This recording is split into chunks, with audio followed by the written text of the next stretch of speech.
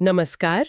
आज हम जिस सामग्री पर बात कर रहे हैं वो जुड़ी है चेतना जागरण, सामूहिक उत्थान और सुरक्षा से। ये स्रोत बात करता है कि कैसे हम अपनी व्यक्तिगत और सामूहिक चेतना को बढ़ा सकते हैं और आज के समय में ये क्यों इतना ज़रूरी है।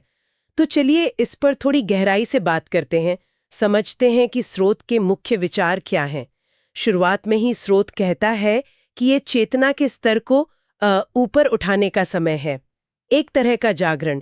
इसका असल मतलब क्या है स्रोत के हिसाब से? बिल्कुल, ये एक महत्वपूर्ण बात है शुरू करने के लिए। स्रोत का जो सार है वो ये कि हमें अपनी पहचान को बदलना है।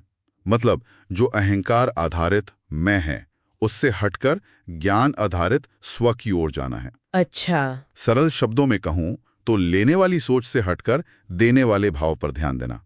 ये नजरिए में एक बड़ा बदलाव है। ये सुनने में तो काफी गहरा बदलाव लगता है।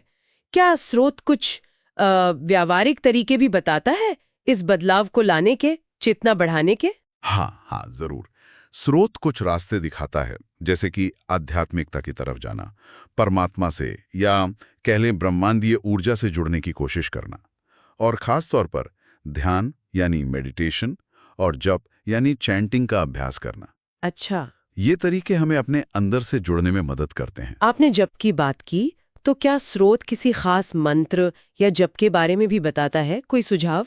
हाँ, इसमें कुछ विशिष्ट सुझाव दिए गए हैं। जैसे स्रोत कहता है कि रात को सोने से पहले गुरु मंत्र का जाप करना अच्छा रहता है सुरक्षा के लिए। मंत्र जैसे ओम श्री परम हंसाय नमः, या फिर वो पूरा श्लोक है ना, गुरु ब्रह्मा गुरु विष्णु। हाँ हाँ। एक और दिलचस्प बात स्रोत ये बताता है कि इस समय हनुमान जी और माँ काली की ऊर्जाएं काफी सक्रिय हैं। ओहो। तो उनकी प्रार्थना या उनसे जुड़े मंत्र भी सहायक हो सकते हैं। वो ओम ऐम ह्रीम क्लीम चामुंडाई विच्चे मंत्र का भी जिक्र है इसमें। तो मतलब सिर्फ मंत्र ही नहीं, बल्कि अगर कोई सच्चे मन से प्रार्थना करे तो उसका भी असर होता है? बिल्कुल। स्रोत के अनुसार अगर प्रार्थना पूरी ईमानदारी से सच्चे दिल से की जाए तो वो भी एक तरह का सुरक्षा कवच बन सकती है। चाहे आप ईश्वर से प्रार्थना करें या सीधे कहें कि हे यूनिवर्स मेरी रक्षा करें, यहाँ भावना और नियत का बहुत महत्व बताया गया है। ये तो हुई व्यक्तिगत स्तर की बातें, लेकिन स्रोत व्यक्तिगत और सामूहिक चेतना के जुड़ाव पर भी काफी जोर देता है ना? हाँ, और ये एक बहुत ही दिलचस्प पहलू है। स्रोत कहता है कि जब समाज में कुछ लोग भी अपनी चेतना का स्तर ऊपर उठाते हैं तो उसका असर पूरी मानवता की जो सामूहिक चेतना है उस पर पड़ता है। वो कलेक्टिव कॉन्शियसनेस ऊपर उठती है। अच्छा। जिससे बड़े पैमाने पर सकारात्मक बदलाव की संभावना बनती है।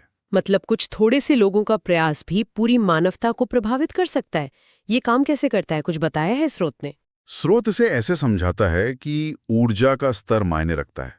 हो सकता है ज्यादातर लोग निचले चेतना स्तर पर हों, लेकिन अगर कुछ लोग बहुत ऊंची आध्यात्मिक ऊर्जा और चेतना पा लेते हैं तो उनकी वो सकारात्मक ऊर्जा पूरी कलेक्टिव फील्ड को, मतलब सामूहिक क्षेत्र को ऊपर उठाने में मदद करती है।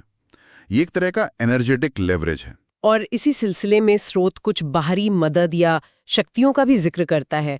आपने कहा था स्टार सीड्स और शंभाला, ये क्या है स्रोत के अनुसार? हाँ, स्रोत ये भी संकेत देता है कि इस बदलाव की प्रक्रिया में हम अकेले नहीं हैं। इसमें स्टार सीड्स का जिक्र है, जिन्हें स्रोत के मुताबिक दूसरी दुनियाओं या आयामों से आई उन्नत आत्माएं माना जाता है, जो यहाँ मदद करने आई हैं। और शंभाला की आत्माओं का भी जिक्र है। शंभाला को एक तरह का पौराणिक आध्यात्मिक लोक या आयाम माना जाता है। तो स्रोत के अनुसार ये शक्तियां भी मानवता के इस उत्थान में, इस बदलाव में सहायता कर रही हैं। तो एक तरफ तो व्यक्तिगत प्रयास हैं, ध्यान, जप, सेवा भाव, और दूसरी तरफ ये बाहरी मदद। स्रोत इन दोनों में कोई तालमेल देखता है? स्रोत का इशारा ये है कि दोनों एक दूसरे के पूरक हैं। हमारे व्यक्तिगत प्रयास जैसे ध्यान और सेवा भाव वो हमारी अपनी ऊर्जा को बढ़ाते हैं और हमें उस बाहरी मदद को ग्रहण करने के लिए तैयार करते हैं। ये ऐसा समझिए कि दरवाजा तो हमें खुद ही खोलना पड़ेगा, भले ही बाहर कोई मदद के लिए खड़ा हो। सही कहा। और इस पूरी तस्वीर में भारत की क्या भूमिका देखता है स्रोत? वो विश्व गुरु बनने की बात भी है शायद? हाँ, बिल्कुल। स्रोत भारत के लिए एक विशेष संभावना देखता है। वो कहता है कि भारत में मानवता का पथ प्रदर्शक बनने की क्षमता है, एक विश्व गुरु के रूप में। लेकिन दिलचस्प बात यह है कि स्रोत इसे सिर्फ पारंपरिक आध्यात्मिकता तक ही सीमित नहीं रखता। अच्छा। वो कहता है कि भारत आयुर्वेद, अपनी स्वदेशी तकनीक और यहाँ तक कि एआई यानी आर्टिफिशियल इंटेलिजेंस जैसे नए क्षेत्रों में भी दुनिया को रास्ता दिखा सकता है। ये एक तरह से पुराने ज्ञान और नए विज्ञान के संगम की बात है। तो ये तो काफी व्यापक नजरिया हुआ, आध्यात्म से लेके एआई तक। बिल्कुल। तो अगर हम इस सारी बातचीत का सार निकालें तो मुख्य बात यह है कि अपने व्यक्तिगत चेतना के स्तर पर काम करना, जैसे ध्यान, जप, सेवा भाव, ये ना केवल हमारी अपनी भलाई और सुरक्षा के लिए जरूरी है, बल्कि ये पूरी मानवता की सामूहिक चेतना को भी सकारात्मक रूप से ऊपर उठाने की ताकत रखता है। ये सब आपस में जुड़ा हुआ है। और जाते जाते एक विचार ये भी छोड़ा जा सकता है, जिस पर शायद सोचना चाहिए, कि कैसे स्रोत के अनुसार थोड़े से लोगों के गंभीर प्रयास या फिर बाहरी सकारात्मक शक्तियों का हस्तक्षेप भी पूरी मानव सभ्यता की दिशा को प्रभावित कर सकता है।